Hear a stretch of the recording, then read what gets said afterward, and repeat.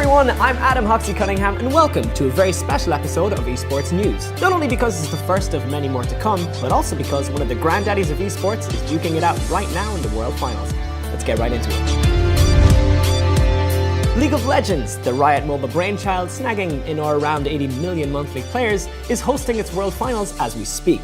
24 teams from around the world meet on Summoner's Rift to claim a world title, a beautiful looking trophy, and give or take $1 million. Almost 2 weeks ago, on the 23rd of September, Wuhan, China being the home for Worlds 2017, hosted the play-in stage of the tournament and kickstarted the whole shebang. In round 1 of the play-ins, 12 teams went head-to-head in best-of-1 formats within their respective groups. After close calls, crushes and general camaraderie, only 8 teams remained. Round 2 saw those 8 teams duke it out in best-of-3s to grab themselves a seat in the group stages. To bring you up to speed, here are the end results of the play-in stages.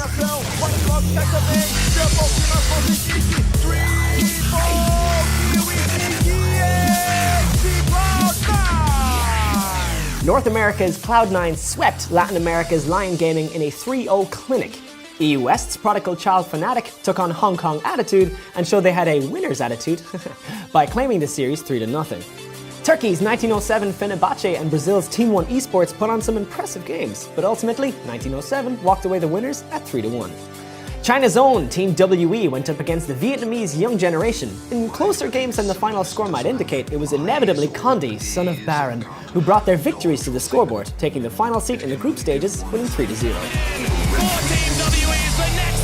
The last to fall, dominant victory from the Chinese home crowd team. To clarify, teams each day of the group stages will start at 9 a.m. Central European Time, 12 a.m. NA West, 3 a.m. North American East, and 5 p.m. Oceania. Nailed it. And if little alarm bells are going off when you hear October 5th, yeah, double check that calendar. The first day is already wrapped up, and spoilers are about to come up on the screen, so if you want to avoid them, adjust your browser now.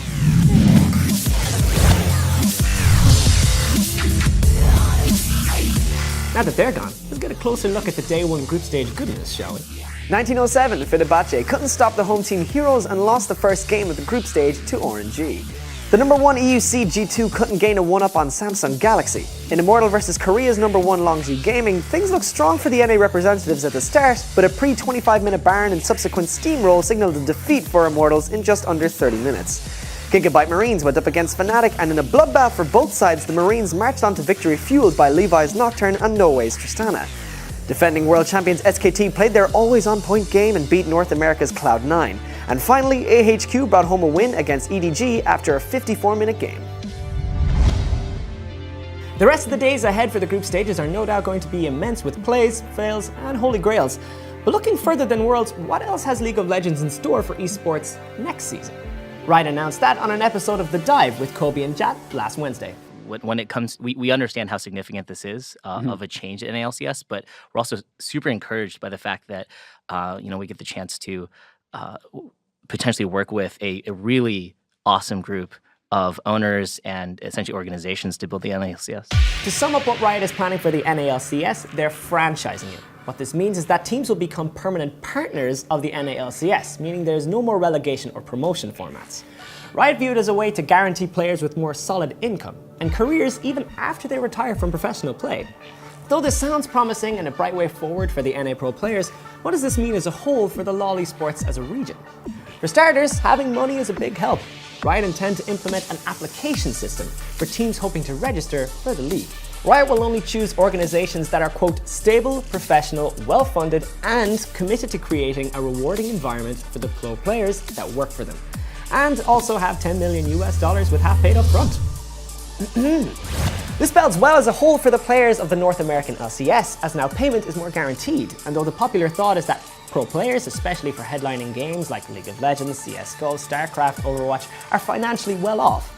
Though many top-tier players who are consistent in performance can earn almost $150,000 a year, other pro players might be so lucky.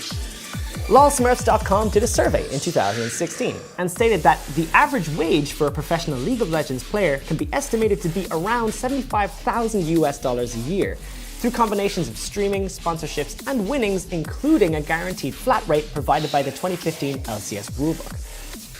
So there could be a massive shift in those numbers, finally going to players who have devoted years of their lives to playing this video game and representing the company. There was backlash, however. Supporters and viewers of the NALCS were unsupportive of the new best of one format that will be implemented next season. Most fans agree that in best of ones there's just too many variables that can contribute to a loss or a win, and there's no room for trying to correct a certain fault or capitalize on specific theories until the same teams play each other again, possibly weeks later. In the long run, fans say it also puts the NA region on shakier ground for tournaments like the Mid-Season Invitational and Worlds, as almost every other region who they'd faced works off a best-of-3 format, putting North America at an immediate disadvantage, simply not being as up to par with other regions in round-based playstyles. Dota 2, sticking with the MOBAs, recently had its roster lock date, and fans of Alliance are still locked out. Alliance, one of Dota 2's most prestigious title holders in history, plan to build a new lineup from the ground up for the new season.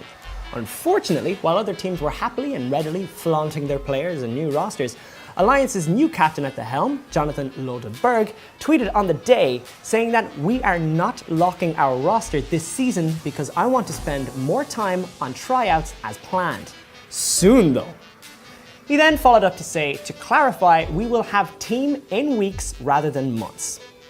A poll on GoSuGamer.net asked fans, do you think that a new Alliance squad will prosper? And though there might be some horde out there voting, 85% gave a resounding no. Anyone see what I did there? Big Warcraft fans in the house? You get me. I got you.